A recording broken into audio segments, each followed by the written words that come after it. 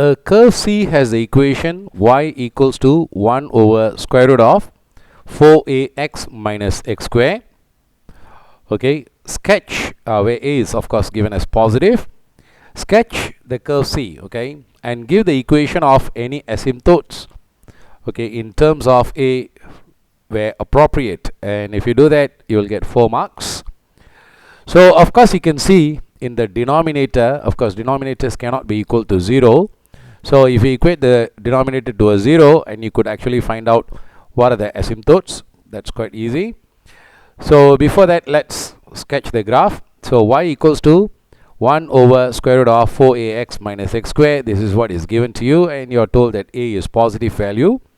So here and here you can see there is common factor of x, so I just factorize out and take out the x. So of course once I take out the x, so I have 4a from the first term, and from x square if I have pulled out a x, so I have only a minus x over here. So where would the asymptotes be?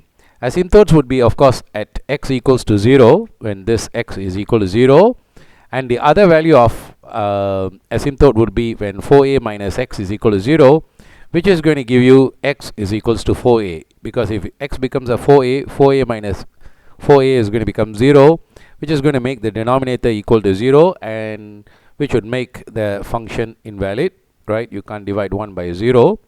So x equals to 4a would also become an asymptote.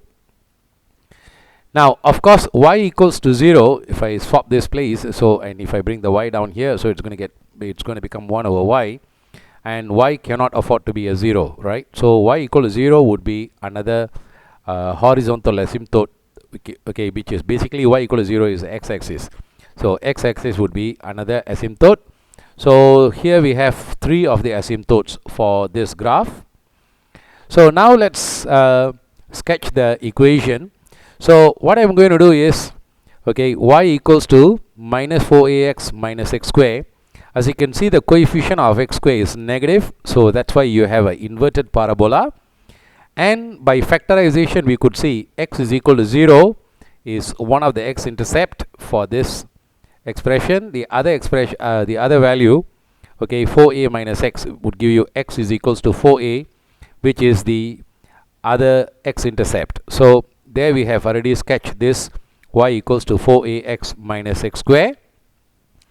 But that's not what we need. Now we need the square root of it. That will be the second step that we're going to do.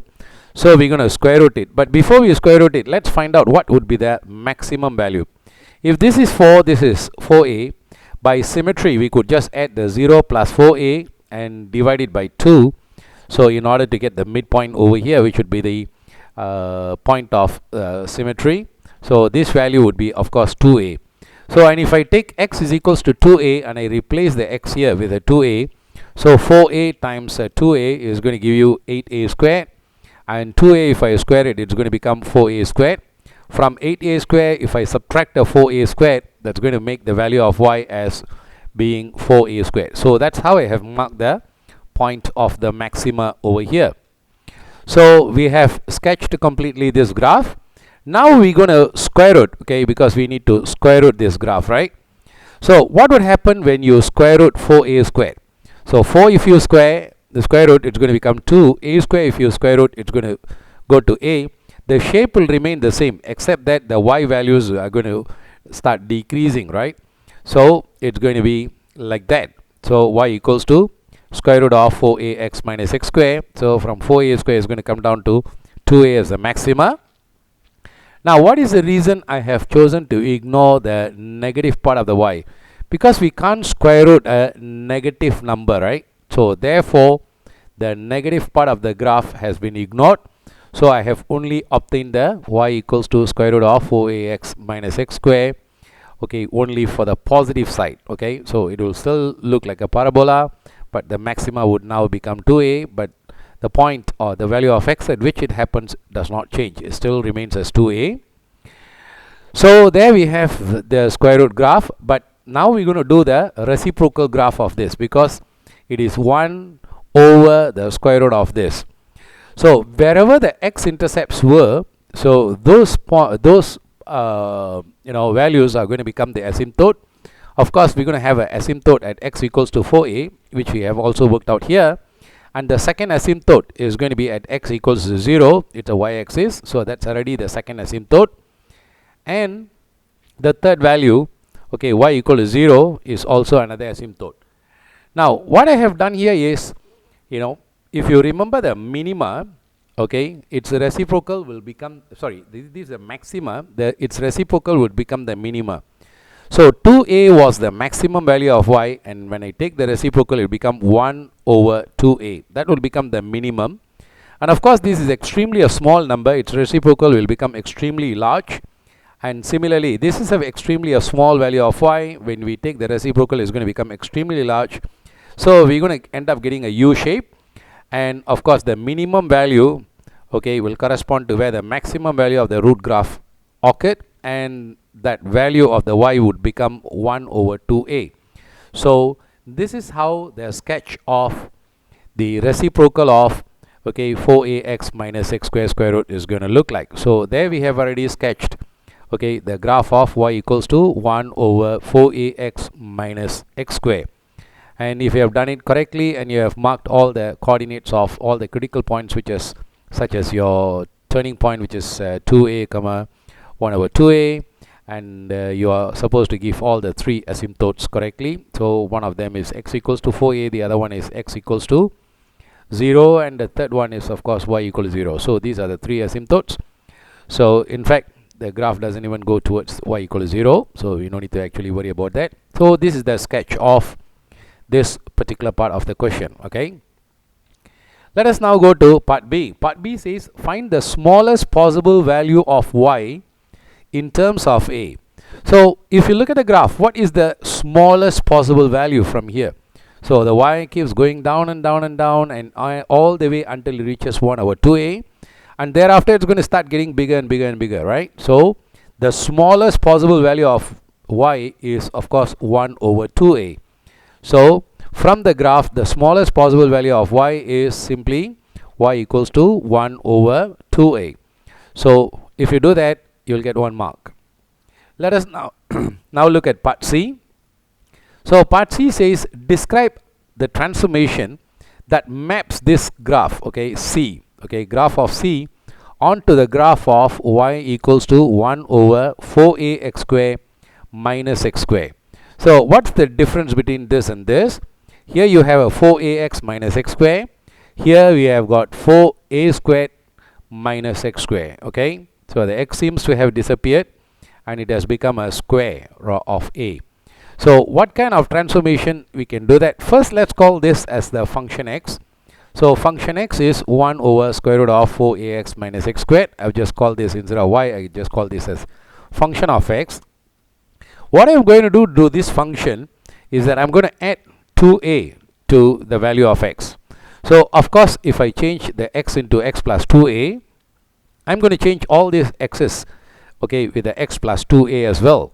So this is going to become 1 over 4a, but instead of writing x, I'm going to write a x plus 2a, and x, I'm going to write it as x plus 2a as well.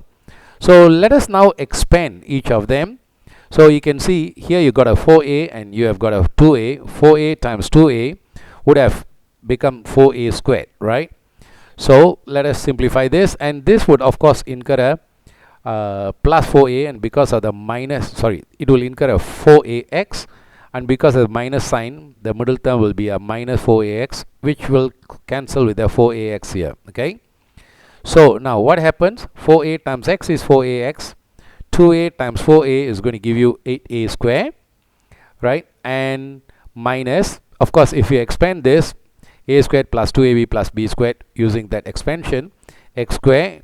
So 2 times x times 2a is going to become plus 4ax, and 2a, if you square it, is going to become 4a squared. So make sure you put a bracket so as not to make any careless mistakes, because if there is a negative sign in front of the brackets, every term inside the bracket would change the sign. So this would be 1 over, of course the first two terms I have just copied down as it is. Now I have opened up the second bracket, so minus plus is minus x square, minus plus is minus 4ax, and minus plus is minus 4a squared. So now let's regroup or cancel or simplify do whatever that it takes to get into a simple expression. So as you can see here, there is a 4ax and you have got a minus 4ax. So you could cancel these two terms, and you have got a 8a squared, and from that we can subtract a 4a squared. What would it give you? 8a squared minus 4a squared is going to give you 4a squared, and then minus x squared. And if you check back, this is what we wanted it to be transformed. So it is supposed to become 1 over 4a squared minus x squared as needed by the question. So the magic happens if we can replace the x with the x plus 2a. So what is the transformation that transforms function of x into a function of x plus 2a? So if fx becomes x plus 2a, of course it is a translation to the left, because this translation of 2a happens to the x, right? So remember, when this is a plus, you got to translate to the left. If this was a minus, you would have translated to the right, but here it is a x plus 2a. So you translate to the left by 2a units along the x-axis. It's a horizontal shift. So you can go back to this graph and you can shift it to the left by 2a units, in order to transform this graph onto this graph. And if you write it correctly, you will get another 3 marks.